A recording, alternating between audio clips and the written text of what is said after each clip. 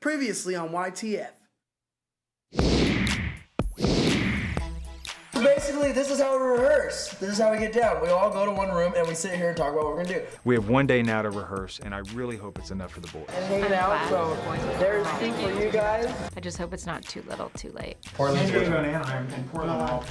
Well, I think you just named half. Because we're not selling tickets. I guess it's really bad on the reputation, of course.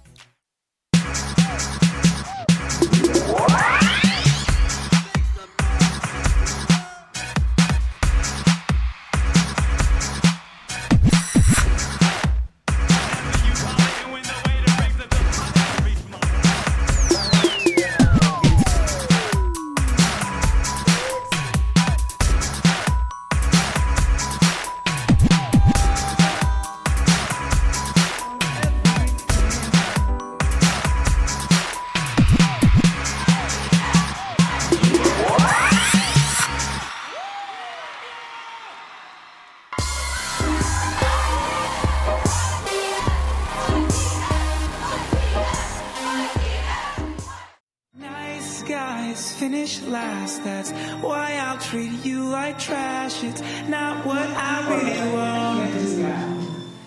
But you only think that, so I'll give you my best try to treat you where you want me. Boom, and we make it, and he comes through it. It's gonna be so funny. Do we all go in? Yeah. You don't have to be like. Yeah. Can you guys switch, and then we'll be at the bottom door, and they'll be the top door? Okay. So let's try that again. Drew, hit it from the top. We're at Screenland Studios, and we are working on the very finale piece. Basically, the last moment when all the fans get to see us. So we're trying to make it come together a little bit tighter. I'll just stay behind him, closer to you then. And you go through. Nothing. I never open a door or pull out a chair. You can tell me how your day was, but I don't have a chair. I wrote this song called Nice Guys, and then Kevin and Ryan rapped the verses. I never open the door or pull out a chair. You can tell me how your day was, but I don't really care. It became Kevin's most viewed video, and it's up there for Ryan. So it was kind of like one of our biggest projects for everyone. So that's our finale, obviously. So we're working on that, and we're trying to make sure that that looks crisp and clean. It's pretty stressful because we all feel like there's so much to learn. Just kind of free, like pull out a chair. You can tell me how your day was, but I don't really care. Boom, boom. I don't think we should hit the boom booms. Just we'll vibe with each other. Just pull out a chair. You can tell me how your day was, but I don't really care. Like just kind of like whatever that vibe is. Yeah. Can we go that from the top? Our first show is in Vancouver. It's in 20 hours away. What we've done up to today is not too much. Usually we're supposed to start like making our own stuff, rehearsing. We're supposed to be doing what we're doing today, not the day before we leave to the place. We're supposed to be doing this like weeks, possibly months ago, but we're just throwing everything together last minute. Basically all we've done up to now is talk a lot. So we got a show! We got a show! Now we're talking in the studio.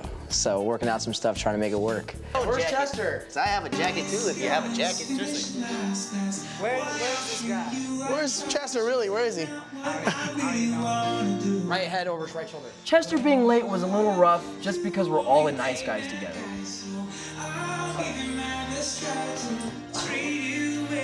I have a fake mic for now. Oh, okay, pull.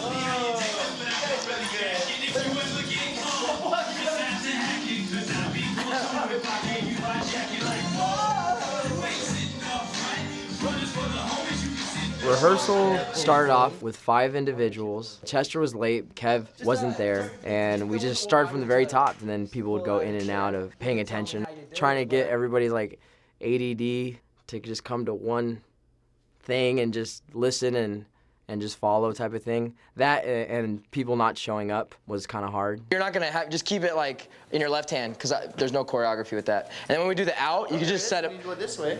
He's right. So here. And switch it back. And then here, yeah. Oh, why don't I just do here? You can do whatever you want. It's really up to you. These guys never listen. Like really? You're going up. Wait, let's go from here. Okay. But That's okay. For the rehearsal part, I'm probably the most experienced as far as putting and directing a choreographed show, so they just all trusted me to do that for that part. I would say D-Trix is very caring about this group. When it comes to putting on a great show, D-Trix is very serious. Like, he choreographs Nice Guys, and he's very meticulous. Like, he'll make us do it over and over. That's what's so cool about this group is like, everyone's talented in their own special way. So it's like, oh, we need to choreograph something. Oh, we have like a genius. He's a genius in what he does. Yeah. So basically, your whole choreography is rules. It says here you talk da da da da da. Cause I'd be cool too if I gave you my jacket. Like, whoa, you ain't sitting up front, homie, and you can just kind of vibe with us. Cool. We're gonna be pictures as much as we can. So from the top, one more time. I'm not a choreographer, but I like to do it. Not everybody dances, not everybody understands when to go where, but we all know the song, so if I'm able to just sing it to them and you're here on this note or you're here on this word, then they can memorize that. I want the show to be tight, and I definitely want all the guys to be prepared. I've always loved dancing, as far back as I can remember. One of my biggest memories of dancing would probably be the first day I started, which is February 28th, 1999. And there was this girl at this Valentine's Day dance in 8th grade, and I wanted to impress her. And there was this like little circle in my school, and people were doing the worm and some really horrible looking things. And I just went out there, and I did my first like 3 windmills. And all of a sudden, I was like cool at school. And then that just led into fulfilling what I love to do, which is just dance instead of dancing for other people. I just love dancing for myself. Parents never really like thought of it as like a career thing for me. Dance career back then is maybe a music video and maybe teaching or choreography, but we didn't have reality television back then, so I could kind of understand why my parents wouldn't want me to do that, so that's why I stopped for 2 years. Like as soon as I got out of high school, I stopped just to do college. As soon as I left school, I just dedicated my whole life to dance, hoping that something would come out of it. I met D-Trix through the breakdance b-boying community in Sacramento. We've actually been in 6 different crews together now, including YTF. He and I both were from Sacramento, and we both loved b-boying or breakdancing, and it just kind of led our paths to cross through the battle community. I introduced him to the guys of Quest Crew. And we were like a huge b-boy crew in the actual b-boy community, so we were just competing all over the world for breakdancing, and that was kind of like my work, I guess. Traveling is awesome because it's free, but when you get there, it's like even when you win, you're only taking home something that people can never really live off of. But the experience was fun. But when I had an opportunity to go on So You Can Dance and I felt that I can be a professional dancer, not just a professional b-boy, then I took that opportunity. And that was kind of like my first break that I caught, and I just kind of rode the wave from that. My parents definitely support me now. Obviously, after doing like reality TV, they kind of like understand it and let me do my thing. D-Trix is definitely one of my favorite dancers, not just because he's a close friend of mine, but he just gets it. I've danced with him for just many, many years now, and he's always evolving and growing. When he dances, you can feel something. That's what I've noticed a lot about other dancers. They'll do movements, but there's no feeling. But when D-Trix dances, there's emotion, because he genuinely loves dancing, and it shows. So watching him dance is like watching a master do what they do. I don't take anything for granted, because I just remember how hard it was just a few years ago.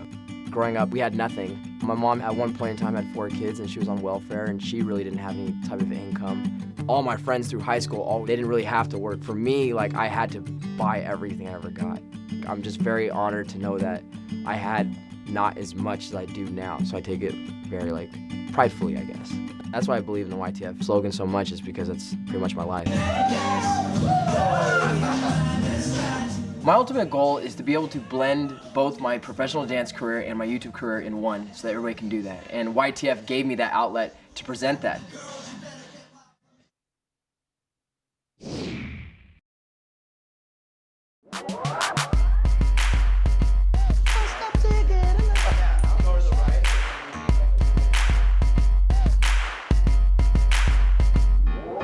You'd be cool too if I gave you my jacket. Like, whoa! And then you peace out.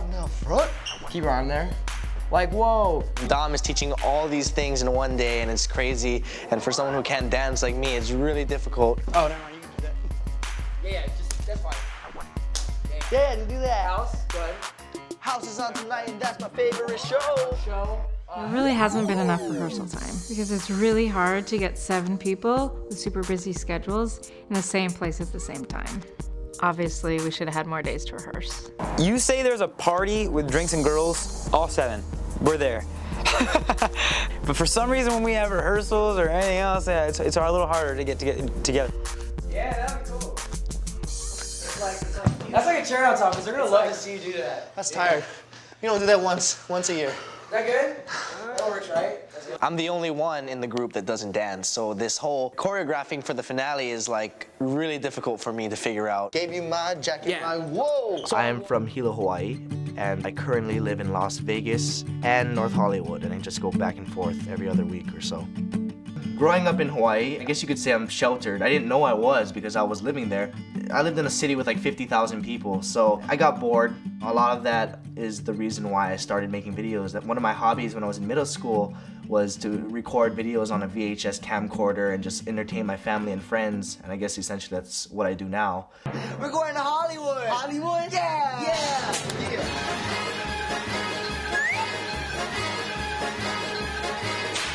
Now Ryan and Sean set out on an adventure of a lifetime. My parents are very, very supportive of my career choice. I will say they were not in the beginning. When I was a little kid, I was always telling them, Mom, Dad, I want to be an actor, you know, but they were like, no, there's a lot of struggling actors in, you know, LA. You don't want to be that. And I was like, oh, all right, that makes sense. I don't want to be a starving actor. I'm going to get a job in nuclear medicine and make a lot of money. In Hawaii, it's like you go to college, you get a stable job, and that's the end of it. That's the reason why I went to college. You know, I was just following the traditional route, and I'm trying to get a good job in nuclear medicine, and I just decided I didn't want to do that. I just love filmmaking. I love, you know, creating YouTube videos, so that's what I ended up doing. My parents, they always supported my YouTube thing as like a fun hobby, but never as like a career. It was a hard conversation to have when I said I'm not gonna do college anymore for YouTube, you know? But when they saw that I was that dedicated to YouTube, they supported me all the way. They're cool with it now and they're very supportive. And I'ma beat you in every competition going out with the girls. You better get my permission. Wait, no, I take that back. You can't go. House is on tonight, and that's my favorite. I started YouTube in 2006. It was really a gradual growth for me because for a lot of other YouTubers, they would get featured on the front page and that would instantly boost their career, you know, on YouTube. They never featured me, so it was more of a gradual growth. You know, I never really depended on that. I was more just creating content, putting it out. If people like it, they'll share it. I didn't think that much about it. You know, there's no algorithm that I was trying to figure out. I was just trying to post content and hope that people would share it, I guess. YouTube is like the perfect thing for me. It's not really directing, it's not acting, it's not anything. It's its own thing. And I think that's what I fit into perfectly because I don't want to just be an editor. I don't want to just be an actor. I want to do like everything. In like 07, 08 is when I finally started realizing, you know, people are actually watching this. More requests for more videos came in, I just kept doing it. I got into YouTube because Ryan had told me, he was like, D-Trix, you need to make a YouTube channel. He's like, just try it and see what happens. And then I made a couple of videos and then I just fell in love with it and now that's like my life. Why would you do that, MySpace, you jerk? Anyway, make sure you subscribe to my channel. Follow me on twitter.com/D_Trix. YTF represent. I might do reality TV or I might be on TV somewhere, but it's like the reason why I'm doing that is to develop a fan base on YouTube. I think a year ago, I wanted to pay my bills with it, and now it's literally like, that was like a month later, and I was taking care of everything, and now YouTube pays out and takes care of everything, so I'm very lucky. What's up, everybody? This is your boy, Dominic D-Trix Sandoval from The Dominic Show, and I just want to say thank you guys so much for voting me in this poll and getting me featured on YouTube for a day, and thank you to all my subscribers, old and new, for joining me on this wonderful occasion. I started making a living off YouTube in 2008 when I got partnership. Unfortunately, I was like about 100 million views in, so I missed out on that. Discovering the partnership program was such a good thing for me because now I'm able to do what I love, but I'm getting paid for it. The more views you get or ad impressions, the more money you make. Right now, I'm a little over 5 million subscribers. I wanted to thank you guys so much. Whether you subscribed yesterday or 5 years ago when I first started, I truly appreciate it. Seriously, from the bottom of my esophagus to the top of my sternum, I thank you guys so much. It's such an honor for me because I've seen so many other YouTubers who were at the top back in the day when I was starting, and for some reason, like, people just stopped watching them and they just fell off. And it's just a huge honor that people are still watching our stuff. Ryan is just that successful because he's smart. His mindset is right, and he's just a positive guy, and he always does what's fair. That's something that he always says. And he's just a smart kid, and you can see it through his videos. With P90 Flex, we'll build your abs, we'll build your calves, we'll build abs on your calves. biceps, triceps, triceps. Nope, abscess. You'll have so many abs, even your car will have abs. Push-ups, sit-ups, push-ups, sit-ups, squat, curls, push-ups, cardio, push-ups, cardio, push-ups, crunches, benching, crunches, benching, crunches, benching. With P90 Flex, you'll go from this to this, this to this, this to this. You'll be wide and ripped. I went from size medium to size medium. And now I lost 10 inches off my waist. My goal has always been to put on a tour and to travel to all these cities and put on shows, but now that we have YTF, I'm finally able to do that. I need this show to be a success because I want to show people that these YouTubers, these people online can bring in these audiences and put on a great show. It's not just, you know, cat videos online that people are laughing at anymore. It's like, it's the real thing now. Whoa, you ain't sitting up front. Front is for the homies. You can sit in the trunk and never answer my phone. Whenever you call it, and my wallet.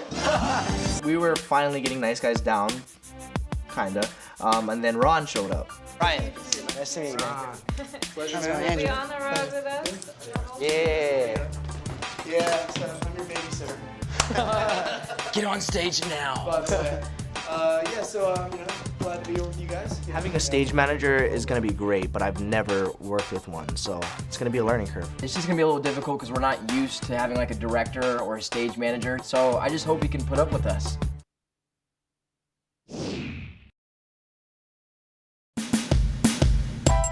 Yeah. Yeah, so, you know, glad to be here with you guys. Yeah. Ron, who's our stage manager, is going to try to take the boys through rehearsal today. I'm not sure how well they'll react to him. We've never met him, and they've definitely never worked with a stage manager before. So hopefully it'll go well. Yeah, so whatever I can do to help you guys, you know, pull off a good show, you know, please help me help you kind of a deal, okay? My first impression of Ron was kind of skeptical because I didn't know this guy's background.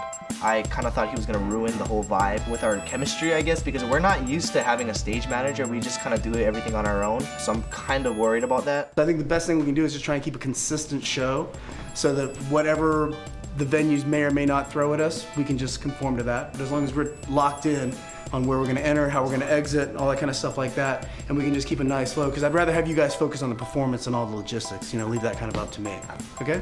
These guys are talented, they know what they're doing, but they've never done this together. And that is kind of a concern. I really hope that Ron can bring some semblance of organization to the rehearsals. If it's left up to the boys, I don't know what'll happen. I don't want to mess up this flow you have for this initial, you know, finale rehearsal. So why don't you guys work on that a little bit, like say for another hour or so? Like, how much do you think you really need? What time is it? 4:30? Yeah. Probably need until 8, but we could do it until 7. Okay, how about this? Why don't you guys work on the finale at 7, and then we'll break off in individual stuff, and then I'll lock you guys down on exactly what your cues and stuff that you'll need. Okay, that'll be perfect. Because I always believe the most important thing of any show is the finale. So let's nail that down tight, so that you guys are happy with it, and then we'll just, you know, make sure each individual pieces locking together, because I want the transitions to be, I know it's kind of not necessarily set in stone how these things are going to end, you know, but I want whatever transition you guys from one of your bits to the other to be, you know, seamless, so that the audience doesn't realize anything's going on, and we'll just, like, you know, mask it. Exactly, yeah. If you can't, you know, what is the old phrase? If you can't dazzle them with brilliance, baffle them with bullshit, okay? So we'll just work all that out, all right? Ron is our stage manager. He's awesome because he's gonna be what keeps this whole thing together and run smoothly, which I think is needed for when you're doing 6 cities back to back. Who's doing the dance thing that's getting the thing going? Chester. Chester, okay. When Chester, he should also come in from stage right. Wait, he was gonna come through the middle. Wait, what if there's no curtain though there? They don't have to come to the side. Yeah, there aren't many. I think there's only one place where you can count on a curtain. Yeah. Ron taught us some stuff that we didn't even think about that was gonna make the show a lot better. All right, Chester, you wanna get in this? I'm gonna wait, but I'll watch. He doesn't feel good. Sick? That's what I had. Oh, okay. Is it your stomach? Because that's what I have too. I'm on fumes.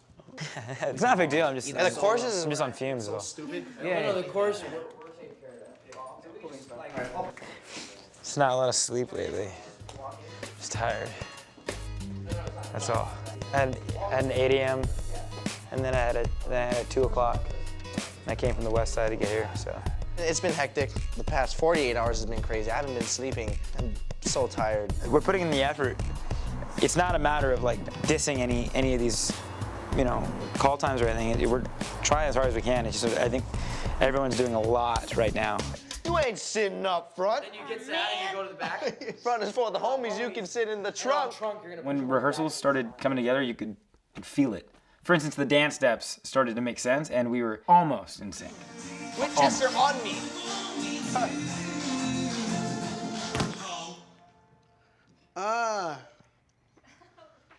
Heck yeah, you did it. Man, smoke this for man. Yesterday's like, I'm never gonna do that. I think it's really cool because we've actually never all been on the same stage at the same time before. We've always been kind of doing our own thing, but this is the first time that we'll be able to come together and dance and sing as a unit. So I'm really excited to see how the people react.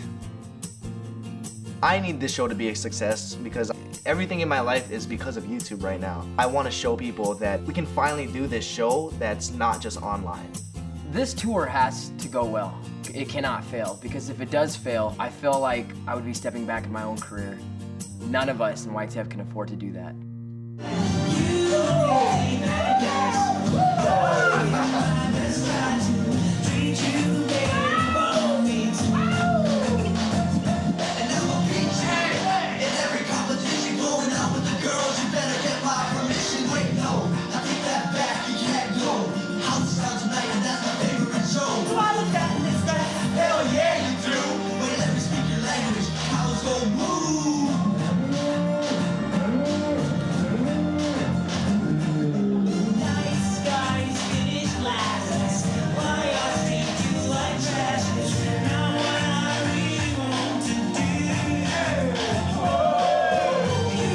What we need to improve on before the show, everything. It's stressful, but we are gonna figure it out.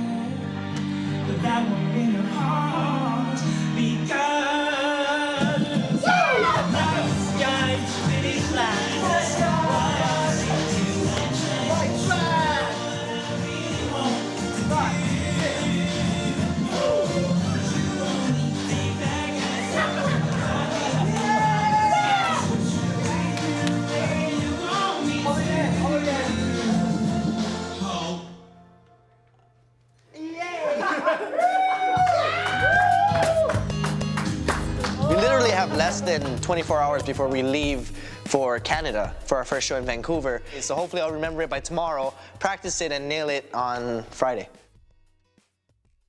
It's overwhelming to think how much work we actually have to do before the show. Not even having Kevin here, it hurts a lot, just because if one member is missing from YTF, it's like a puzzle. If one part of the puzzle is missing, then the puzzle's never complete. I can't not take this serious. I have a son already. My mom and dad were in the gang life. We're about to head to Vancouver, the first stop in the YTF tour. I remember when I was in Alaska, just dreaming of things like that. The show is tomorrow, and I'm just hoping I can remember everything once I get on stage in front of like 1,000 people.